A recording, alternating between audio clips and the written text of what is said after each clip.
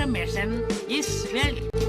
எல்லோருக்கும் வணக்கம். நான் உங்கள் டாக்டர் பிள்ளை. இன்றைக்கி நம்ம பார்க்க போகிறது உங்களுக்கு பிடிச்ச விஷயந்தான், உடம்போட வெயிட்டை எப்படி ஈஸியாக குறைக்கிறது. இன்றைக்கி அதுக்காக தான் எல்லோரும் நம்ம தேடிக்கிட்டே இருக்கோம் இல்லையா. உடம்போட வெயிட்டை குறைக்கிறது பெரிய பிரச்சனை தான். அதுலேயும் ஈஸியாக குறைக்கிற மாதிரி வழிமுறை தெரிஞ்சால் உங்களுக்கு சூப்பராக இருக்கும் இல்லையா. முக்கியமாக சில பேர் சாப்பிடாமல் இருந்தால் தான் உடம்போட வெயிட்டை குறைக்கும்னு சொல்கிறாங்க. அது மிக மிக தவறு. ஏன்னா உடம்புக்கு தேவையான சத்துக்கள், அத்தியாவசிய சத்துக்கள் கிடைக்காம போயிடும். நான் என்றைக்குமே அதை ரெக்கமெண்ட் பண்ண மாட்டேன். நான் ரெக்கமெண்ட் பண்ணுறது சாப்பிட்டு எப்படி உடம்பு குறைக்கிறது.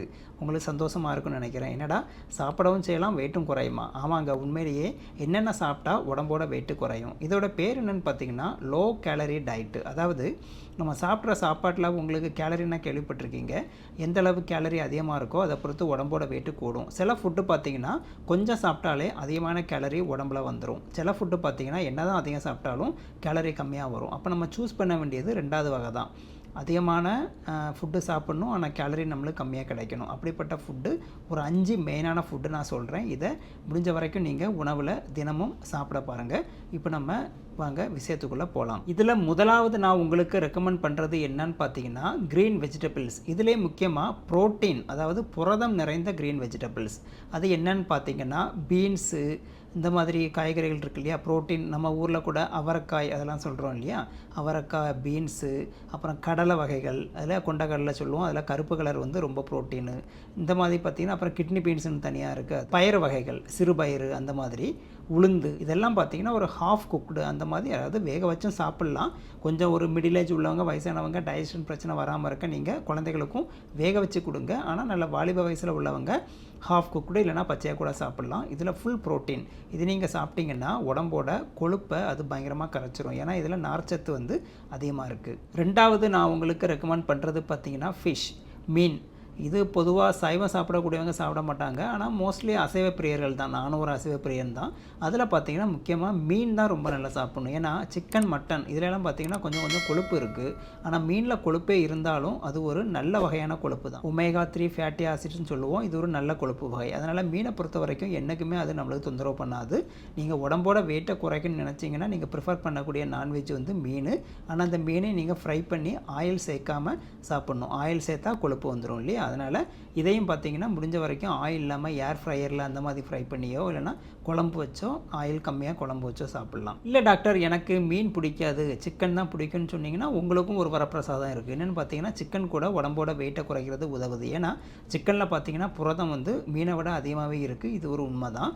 ஆனால் சிக்கனில் என்ன பிரச்சனைனா மேலே உள்ள தோல் இருக்குது இல்லையா, அதில் கொழுப்பு அதிகமாக இருக்குது. அதனால் நீங்கள் உடம்போட வெயிட்டை குறைக்கிறதுக்கு சிக்கன் தேவை அப்படின்னு நினச்சிங்கன்னா சிக்கனுக்கு மேலே உள்ள ஸ்கின்னை எடுத்துக்கிட்டு அதுக்கப்புறம் நீங்கள் சிக்கனை கூட நீங்கள் ஃப்ரை பண்ணாமல் குழம்பு வச்சோ இல்லைனா ஹாஃப் குக்டு அந்த மாதிரியோ ஃபேட்டு கலக்காமல், அதாவது முறையாக குக் பண்ணி சாப்பிட்டிங்கன்னா அதில் உள்ள புரதம் உங்களுக்கு நல்லாவே கிடைக்கும். சிக்கன் ஒரு அருமையான செலெக்ஷன் தான் உடம்போட வெயிட்டை குறைக்கிறதுக்கு. அடுத்ததாக பார்த்தீங்கன்னா பால், தயிர், சீஸ். என்னடா டாக்டர் இப்படி சொல்கிறாரு, இதெல்லாம் சாப்பிட்டா வெயிட்டு போடுமே அப்படின்னு நினைக்கிறீங்களா? இல்லைங்க, இன்றைக்கி மார்க்கெட்டில் பார்த்தீங்கன்னா லோ ஃபேட்டு, அதாவது பாலாக இருந்தாலும் தயிராக இருந்தாலும் சீஸாக இருந்தாலும் லோ ஃபேட்டு கண்டென்ட்லாம் வந்துடுச்சு. அதை தான் நீங்கள் வாங்கி சாப்பிட்ணும். இப்போ 3ஆக பிரிக்கிறாங்க, ஹை, லோ, மீடியம் அப்படின்ட்டு.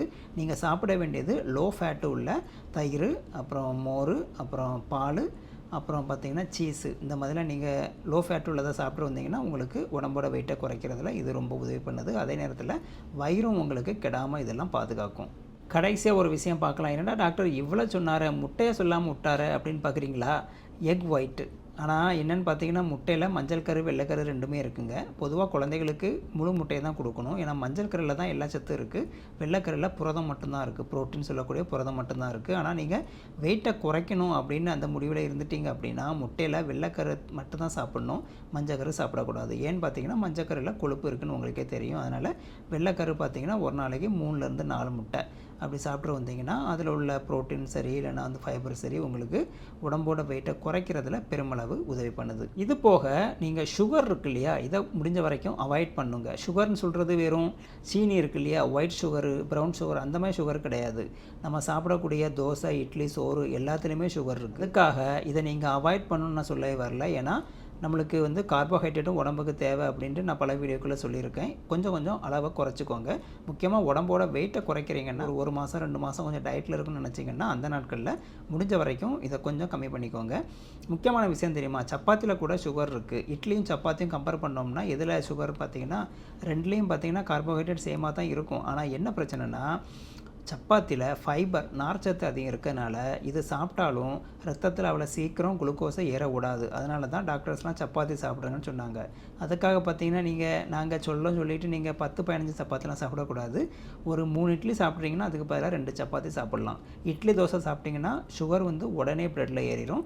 சப்பாத்தி சாப்பிட்டிங்கன்னா அதில் உள்ள நார்ச்சத்து அதை கொஞ்சம் கொஞ்சமாக தான் ஏற விடும். இதுதான் ரெண்டுக்குள்ள வித்தியாசம். ஸோ உடம்போட வெயிட்டை குறைக்கிற முயற்சியில் நீங்கள் இருக்கும்போது சுகர் கண்டென்ட்டை கொஞ்சம் கொஞ்சம் குறைச்சிக்கோங்க. தண்ணி நிறைய குடிக்கணுங்க. அதாவது தண்ணி தான் உடம்புல உள்ள டாக்ஸின் அவ்வளோ வெளியேற்றும். ஏன்னா நம்ம டயட்டில் இருக்கும்போது பார்த்திங்கன்னா உடம்புல நிறைய டாக்ஸின்லாம் உருவாகும்.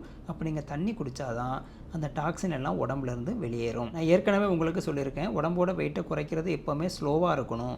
ஒரே மாதத்தில் 5 கிலோ 10 கிலோ குறைச்சிங்கன்னா வயது முதிர்ந்த தோட்டம் வந்துடும். ஏன்னா அதுக்கு காரணம் பார்த்திங்கன்னா நம்ம ஸ்கின் வந்து ஓவர் ஸ்ட்ரெச் ஆகிறது தான் அது காரணம். அதனால் உடம்போட வெயிட்னு பார்த்திங்கன்னா ஒரு மாதத்துக்கு 1 கிலோ 2 கிலோ குறைச்சாலே போதும். ஒரு வருஷத்துக்கு 10லேருந்து 12 கிலோ குறைச்சாலே மிகவும் அதிகம். அதை விட்டுட்டு நீங்கள் ஒரு மாதத்துக்கு 5 கிலோலாம் குறைச்சிங்கன்னா குறையும். ஆனால் உங்களுக்கு பல்வேறு விதமான பக்க விளைவுகள் வர்றதுக்கான வாய்ப்பு இருக்குது. அதனால் ரொம்ப தெளிவாக உடம்போட வெயிட்டை குறைக்கிறதுல கவனமாக இருங்க. இப்போ உங்களுக்கு எல்லாமே புரிஞ்சிருக்கும்னு நினைக்கிறேன். நான் சொன்ன 5 வகையான உணவை சாப்பிடுங்க, தண்ணி நிறைய குடிங்க, சுகர் கண்டென்ட்டை முடிஞ்ச வரைக்கும் அவாய்ட் பண்ணுங்கள், புரதம் நிறைந்த உணவுகளை எடுத்துக்கோங்க, ஃபேட்டி ஃபுட்ஸையும் கொஞ்சம் கொஞ்சம் அவாய்ட் பண்ணிக்கோங்க. இது தவிர பார்த்திங்கன்னா முக்கியமாக கொஞ்சம் உடற்பயிற்சி கொஞ்சம் முடிஞ்ச வரைக்கும் பண்ணுங்களேன். கொஞ்சமாவது வாக்கிங் ஒரு அரை மணி நேரம் இல்லை 1/4 மணி நேரம் கூட பண்ணால் போதும். ஒன்றில் எக்ஸசைஸ் பண்ணுங்கள், இல்லைனா வாக்கிங் போங்க. ஏதாவது ஒன்று கொஞ்சம் கொஞ்சம் கூட சேர்த்துக்கிட்டிங்கன்னா உங்களுக்கு டயட் வந்து ரொம்ப எஃபெக்டிவாக இருக்கும். இப்போ உங்களுக்கு புரிஞ்சிருக்கும்னு நினைக்கிறேன். இன்னும் சந்தேகம் இருந்தால் கமெண்ட் பாக்ஸில் போடுங்க. அடுத்தது என்ன வீடியோ பண்ணாலும் கமெண்ட் பாக்ஸில் போடுங்க. மீண்டும் ஒரு அடுத்த வீடியோவில் சந்திக்கலாம். அதுவரை உங்களிடமிருந்து விடைபெறுவது உங்கள் டாக்டர் பிள்ளை. நன்றி, வணக்கம்.